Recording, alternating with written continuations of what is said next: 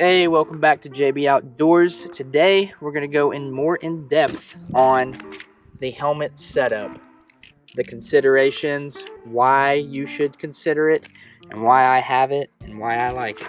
Also, if you haven't checked it out, I just uploaded the bags consideration, coyote hunting consideration on bags. Check that out, it's a good one. Alright, so today we got the helmet considerations, scanning considerations, anything that you want to be able to scan the area that you're hunting, locate the animal that you're going after. So we got my thermal helmet set up here. It is nothing too crazy, nothing. A lot of guys, when they hear the word thermal and they see, ballistic helmet or something like that, sometimes people get scared because they think of the price tag first off. And that's exactly what happened with me. But I did my research on the helmet. I started looking at setups basically. I seen setups that I was like, oh, okay, this makes sense as to why they have this and this combination. So I started looking into it, and this is what I've come up with. So let's take a little deeper look into it.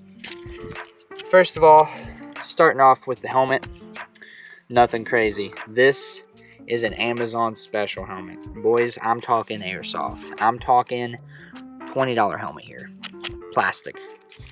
It does the job. You're hunting coyotes. It ain't World War III yet. Now, yes, you can go out and you can buy a Team Windy. You can buy this or that. You can buy all these ballistic bump helmets, but budget is one thing. And what is your end goal? If you have a one-all helmet, like maybe you have nods, maybe you have night vision, you have one helmet that's going to do both jobs. Great, that's awesome. But I bought realistically glorified airsoft stuff here, besides the thermal itself and the battery pack. So we look into it a little further. You have your helmet in the back. I have one of the Velcro Mohawk. This is all, it's Velcro. I put a piece of Velcro here just to help it because this was just plastic. I have the Velcro here on the back here. I also have, this is a separate piece. This is actually a shotgun shell holder, but I put batteries in it. Maybe I'll put shotgun shells back there, you never know. In the back, first of all, you gotta have cool patches. That's just, come on, dude. Anyways, this is the battery pack. This is attached to the Mohawk piece that comes all the way up. But if we undo the cable, we pull this out. This has one of the big Anchor external batteries. It has multiple ways to charge. So with this battery pack, it slides perfectly back in. You strap it down. I bought the one that has the Velcro all the way around so I can adjust it for the battery pack. Another thing I did, I took a razor blade and just cut this out. It was $12. Another Amazon purchase so I could plug wire in. I run the wire up through the helmet, inside of the helmet, back out. Now I've got full battery for the thermal. Once again, guys, it's nothing too crazy. This, I think, in the helmet, in the Mohawk with the battery pack, and we'll just say with the patches, I probably have $50. That's that. Easy, budget friendly, does the job. Let's go to the front of the helmet where it gets fun. Starting the Rhino mount, guess what? Yep, you guessed it. Airsoft. It's another, you've got your plate up here, this mount. The mount, I think, was $20. That is a glorified airsoft mount.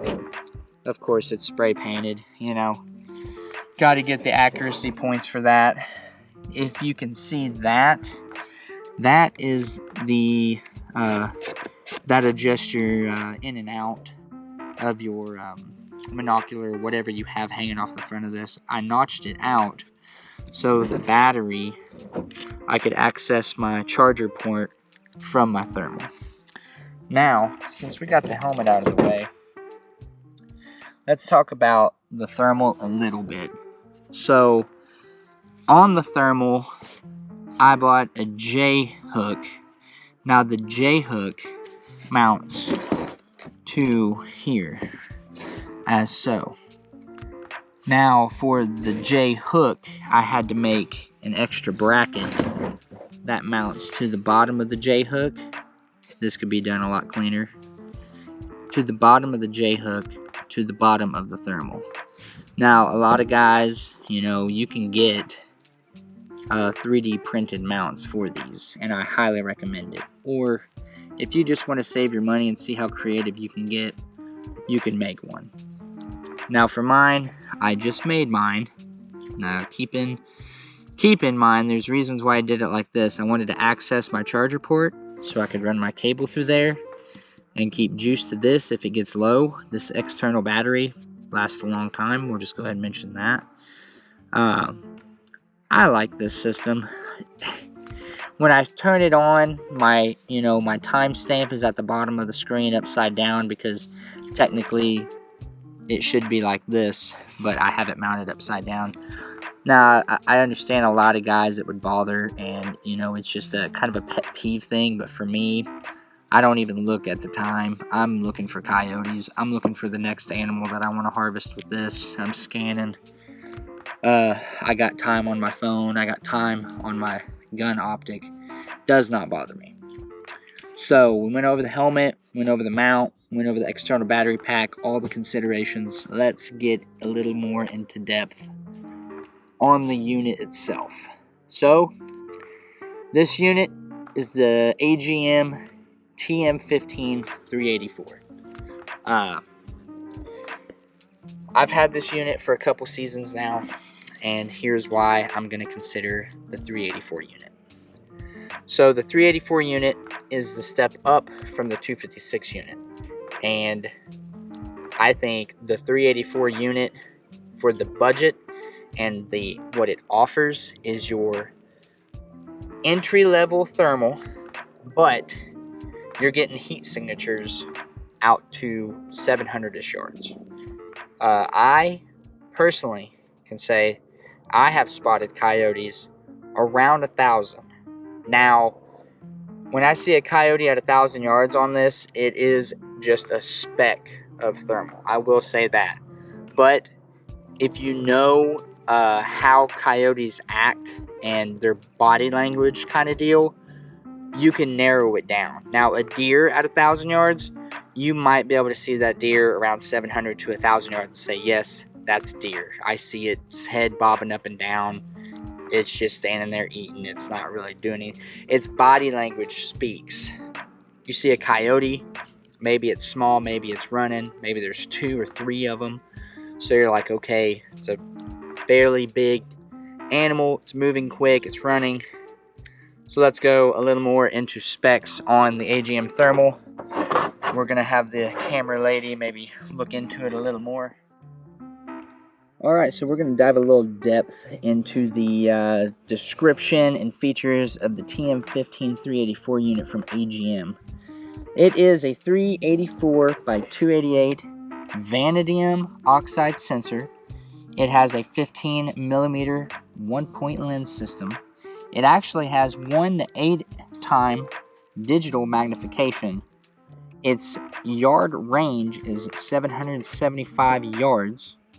It also has a 15 by 5 degree by 13.1 degree field of view. It comes in black, white, red hot, and fusion palettes. Also, the LCOS display is 1280 by 960. Also has Wi-Fi streaming and networked devices. So in reality, a small overview of that scanning system. For the wallet is great. The features are great. Like I said, I've been using that specific scanner going on 2 seasons now, and by far the best money I've spent yet. Hey guys, thanks for tuning in to JB Outdoors. I just want everybody to know that this is a opinion-based, unbiased All of the equipment and everything that you see here on the channel is bought and paid for by me. And these are only opinions and considerations. This was not promoted or sponsored, and I hope you guys enjoy the content.